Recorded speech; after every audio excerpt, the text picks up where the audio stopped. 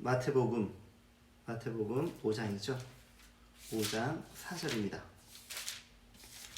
마태복음 5장 4절 우리 같이 읽도록 하죠. 애통하는 자는 복이 있나니 그들이 위로를 받을 것이며. 한 번 더 읽겠습니다. 애통하는 자는 복이 있나니 그들이 위로를 받을 것이며. 아멘. 성경은 예수님이 두 번 우시는 장면을 우리에게 보여주고 있는데, 첫 번째 우신 장면은 요한복음 11장에 나사로가 죽었을 때입니다. 예수님은 나사로의 그 무덤 앞에서 눈물을 흘리셨죠.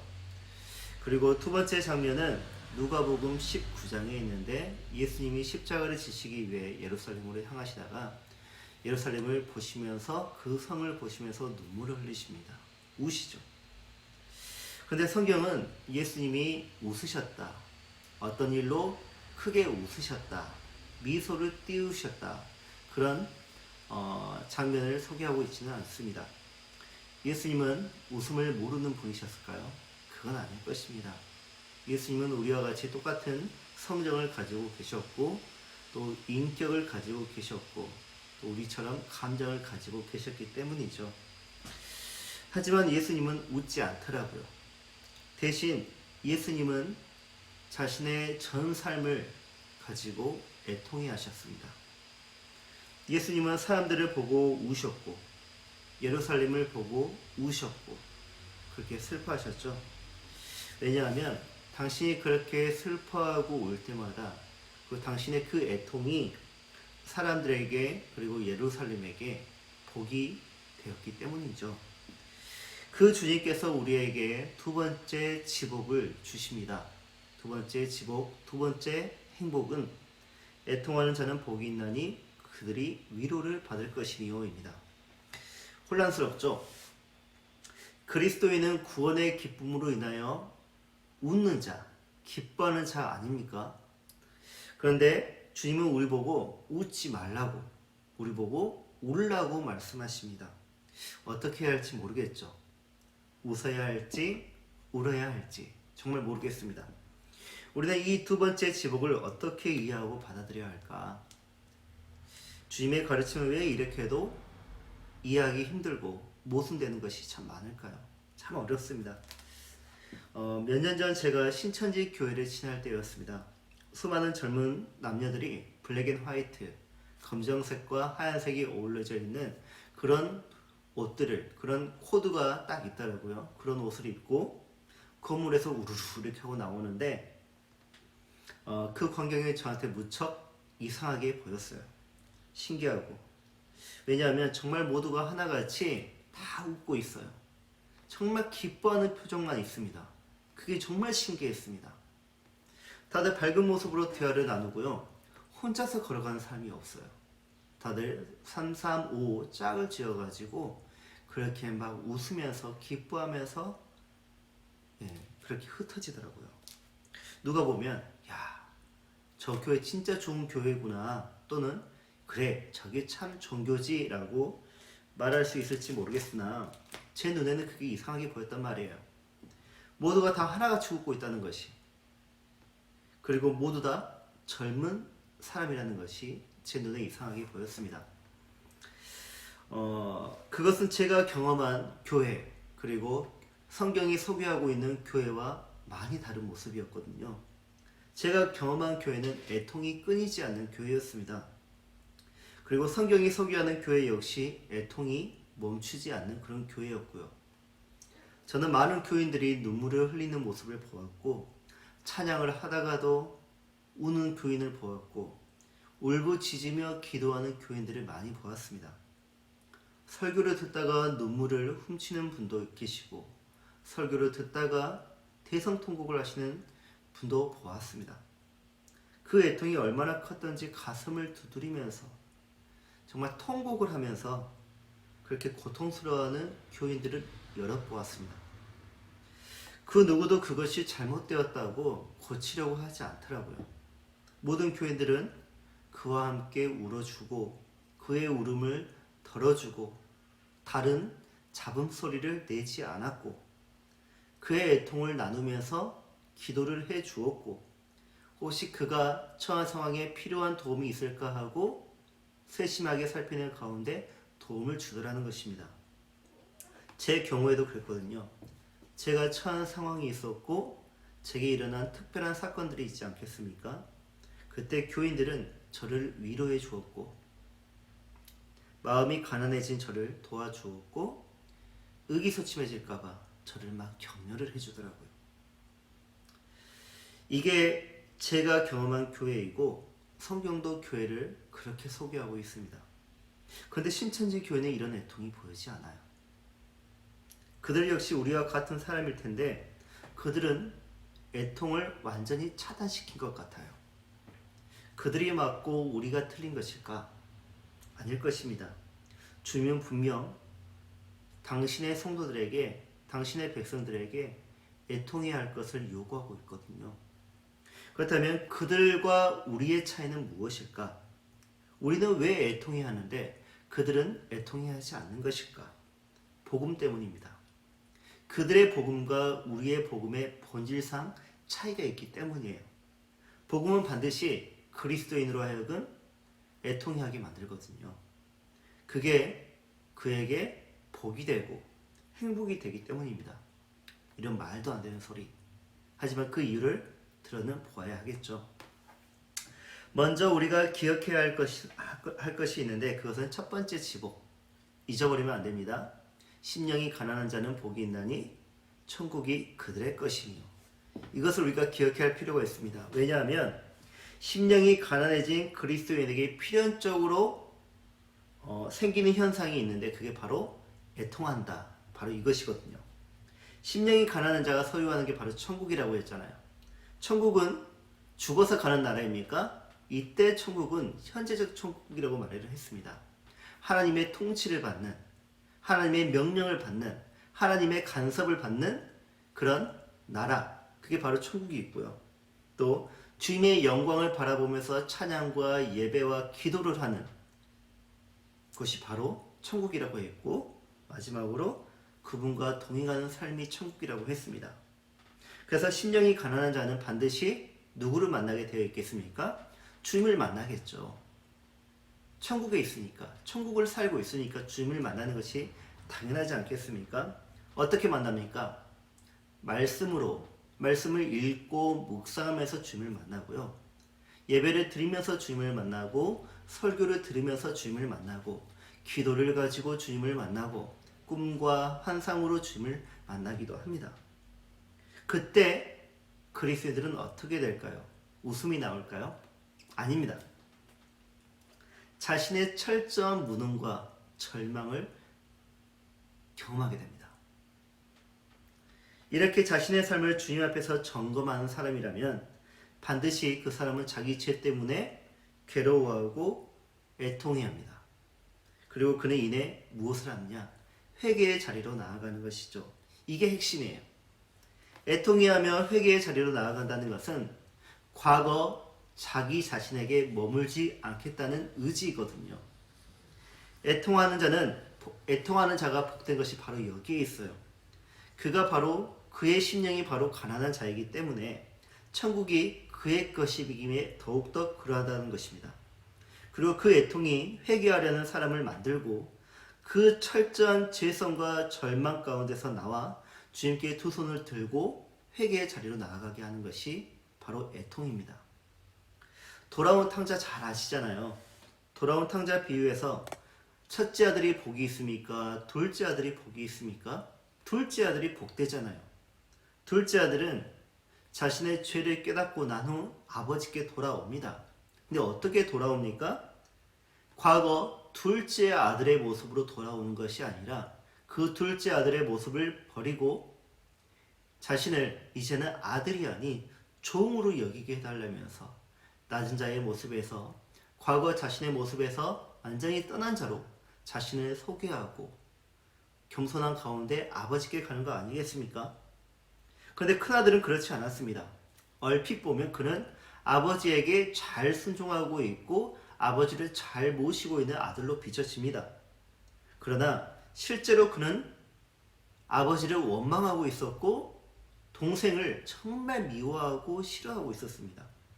그의 육신은 늘 아버지와 함께하고 있었으나 그는 아버지를 사랑하지도 않았고 존경하지도 않았습니다. 그의 내면은 죄로 가득했죠. 그는 그것을 뉘우치지 못했고 계속 자기 의를 드러내는 가운데 아버지에게 보상을 요구합니다. 그는 동생과 달리 여전히 죄성으로 가득한 첫째 아들의 모습을 유지하고 있는 것이죠. 자기 자신에 머물러 있다는 것입니다. 결국 둘째 아들은 아버지의 위로를 받습니다. 그러나 첫째 아들은 아버지의 위로를 받지 못합니다. 그에겐 애통이 없기 때문이죠. 그러므로 애통하는 자가 복이 있습니다. 그 애통은 주님의 십자가 앞에 설 때에만, 하나님 아버지의 영광을 받을 때에만, 성령 하나님의 지독한 간섭을 받을 때에만 갖게 되는 회개에서 나오는 감정을 가지게 되는 거예요. 오늘날 교회는 이 애통이 잘 보이지 않아요. 말씀의 홍수 속에서 살죠. 우리는 얼마든지 듣고자 하는 말씀을 꺼내서 들을 수가 있습니다. 수많은 기도회, 유명한 목사가 있는 정말 신유의 은사, 여러 은사를 가지고 그런 기도회가 참 많습니다. 거기에 참석하는 사람들이 많습니다. 그런데 자기 자신은 포기하지 못하고 주변만 바꾸려 하기 때문에 분노가, 애통이 아니라 분노가 표출되는 경우를 많이 봅니다. 오늘날 교회는 애통을 차단시키려고 하죠. 오늘날 교회는 웃음이 넘치는 교회를 표방하고 있습니다. 목사님, 설교 재미있어야 합니다. 목사님, 성도를 아프게 해서는 안 됩니다. 성도를 행복하게 해주는 설교를 하셔야 됩니다. 마음에 평안을 주는 설교를 해야 됩니다. 그들에게 복을 많이 빌어주는 그런 설교를 해줘야 합니다. 애통이 없는 교회를 만들어줘야 됩니다. 목사님, 이거는요 다른 종교에서 다 해준 것이거든요. 그거는 십자가가 없는 교회이거든요. 그거는 복음이 퇴색된 교회이거든요. 퇴색은 곧 복음의 본질적 상실을 의미하거든요. 복음의 본질을 상실하는 교회는 애통해야 하지 않습니다. 십자가 앞에 서지 않기 때문이죠. 주님의 십자가를 외면하기 때문이죠. 자기 십자가를 지지 않기 때문이죠. 교회는 중요하지 않기 때문이죠. 하나님은 죽어서 만나는 분이기 때문이죠. 애써 웃을 뿐 신천지처럼 말이죠. 우리에게 애통은 약하고 위태롭고 비효율적으로 느껴집니다. 그래서 애통은 내게 무익하다. 애통은 내게 해롭다라는 인식이 있습니다. 그러나 그리스도인이 가진 애통은 그런 종류의 애통에서 머물지 않거든요. 다시 말해 애통을 자기 자신을 한해서만 느끼지 않습니다. 그리스도인은 세상의 아픔을 자신에게 두는 사람들이기 때문이죠. 그리스도인은 이웃의 슬픔을 아파하고 이웃의 울음 때문에 같이 울고 이웃의 상처 때문에 같은 상처를 받아주고 이웃의 고통 때문에 같은 고통을 당해주는 사람들입니다. 나사로의 무덤 앞에서 주님은 우셨습니다. 죄로 가득한 예루살렘을 보면서 주님은 우셨습니다. 주님의 그 애통은 세상을 우리를 위한 애통이셨죠. 그게 우리에게 복이 되었고요. 주님이 가지신 애통이 주님을 십자가로 인도하시잖아요. 결국 그 애통이 우리의 구원을 완성시켰잖아요. 애통은 실천과 용감한 참여를 이끌어내면서 궁극적인 행복을 가져옵니다. 이것이 애통이 가져오는 두 번째 복, 위로입니다. 애통하는 자는 위로를 받는다는 것이죠. 이게 애통하는 자가 갖는 소망이거든요. 우리가 애통해야 할 때 받게 되는 주님의 위로는 나에게 깨달음을 줍니다. 나는 참으로 행복한 사람이구나. 애통해하면서 이 사람이 말하는 게 바로 이거예요. 나는 참으로 행복한 사람이구나. 나는 본질상 심각하지만 참으로 나는 행복하구나 라는 깨달음을 얻게 된다는 것이죠. 위로로 얻게 되는 이 기쁨은 엄숙한 기쁨이자 거룩한 기쁨이고 신중한 행복입니다. 그러므로 그는 애통이 하는 사람은 위험이 있습니다. 애통이 하는 사람은 엄숙한 기쁨을 가집니다. 애통이 하는 사람은 거룩한 기쁨을 느낍니다. 그리고 신중한 행복을 가집니다. 그리고 냉정하거나 부정적인 사람이 되지 못합니다. 그는 주님을 닮아서 신음하고 울지만 그 앞에 있는 기쁨으로 인하여 자기 십자가를 참으면서 모든 부끄러움도 다 참아냅니다. 이것이 애통해하는 사람이고 이것이 바로 그리스도인이죠. 이것이 복음의 본질을 잃지 않은 사람의 특징이고 심령이 가난한 자가 필연적으로 갖는 지복입니다. 어떻게 하여야 우리가 더 애통해하면서 더 많은 소망과 위로와 복을 누릴 수 있을까요? 주님의 십자가 앞에 날마다 서야 하고요. 주님의 말씀을 날마다 읽고 묵상해야 하고요. 기도로 주님과 소통해야 하고요. 성도의 교제 가운데 형제의 애통에 귀를 기울여야 합니다. 그리하면 애통은 시작되고 위로를 소망하게 되죠. 애통하는 자는 복이 있나니 그들이 위로를 받을 것이며. 애통, 참으로 아름답고 귀한 신앙이자 우리가 가지는 신앙적 감정입니다. 이 감정이 있는 사람이라야 그리스도인이고 참 복 있는 사람이라고 할 수 있겠습니다. 기도하겠습니다. 하나님, 우리의 신앙은 애통을 가지고 있는지 모르겠습니다.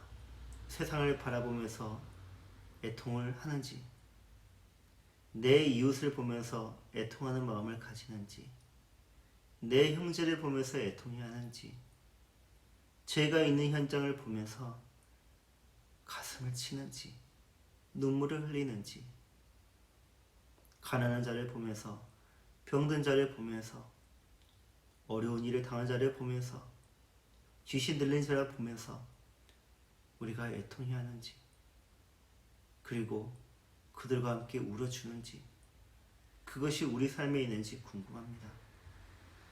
우리의 신앙적 감정은 많이 메말라 있는 것 같습니다.